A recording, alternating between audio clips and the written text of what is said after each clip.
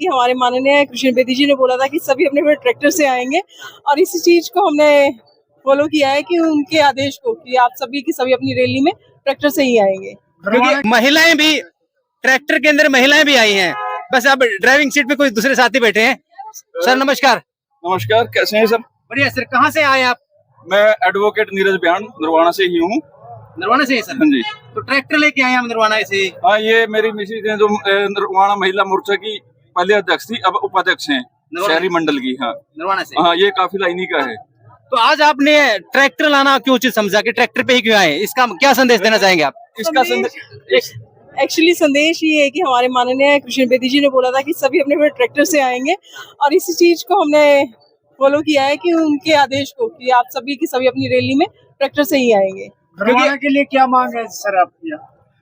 नरवाना के लिए तो क्या है, अपने को यहाँ हॉस्पिटल चाहिए हैं, बस स्टैंड अपना पुराना हो चुका है, कुछ रेलवे ब्रिज चाहिए हैं और डेंटल हॉस्पिटल वो चाहिए है, और अपनी जो एमसीडी है उसकी कंडीशन काफी खराब हो चुकी है। तो ये बहुत सारी डिमांड्स है जो काफी सालों से और काफी सरकारों से जो पेंडिंग पड़ी थी, क्योंकि 20 साल के बाद यहाँ पे बीजेपी की गवर्नमेंट बनी है और उसके बाद अब जाके कुछ उम्मीद हुई है कि गवर्नमेंट अपने लिए कुछ कर सकती है, करेगी।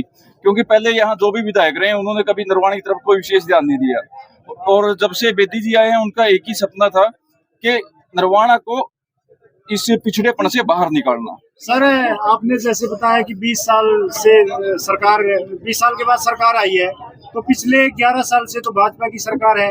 नहीं, पिछले 11 साल से भाजपा की सरकार रही है, लेकिन नरवाना का दुर्भाग्य हमेशा क्या रहा है कि नरवाना के अंदर अगर सेंटर में बीजेपी है तो स्टेट में अगर दूसरी गवर्नमेंट भी आ गई तो नरवाना के अंदर जो भी विधायक रहा है ना, वो पार्टी से बाहर का रहा है, और वो पार्टी से बाहर की रहने के कारण ना कभी ग्रांट ले पाया, ना कभी काम कर पाया, और उसके खुद के अपने ही लालच पूरे नहीं हुए, तो विकास तो दूर की बात है।